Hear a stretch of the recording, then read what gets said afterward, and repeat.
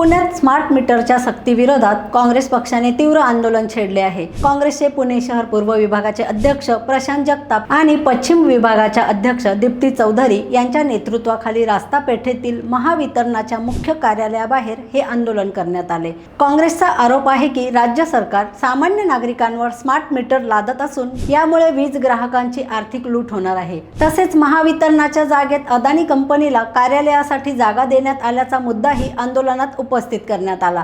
आंदोलनादरम्यान नागरिकांनी राज्य सरकार विरोधात जोरदार घोषणाबाजी केली। स्मार्ट मीटर योजना रद्द करावी, नागरिकांवर सक्ती करू नये आणि महावितरण परिसरातील अदानीचे कार्यालय हटवावे अशा मागण्यांचे निवेदन महावितरणाच्या मुख्य अभियंत्यांना देण्यात आले। या आंदोलनात काँग्रेसचे अनेक पदाधिकारी, कार्यकर्ते आणि पुणेकर नागरिक मोठ्या संख्येने सहभागी झाले होते। स्मार्ट मीटर बाबतचा हा वाद आता अधिक तीव्र होण्याची शक्यता असून सरकार यावर काय भूमिका घेते याकडे सर्वांचे लक्ष लागले आहे।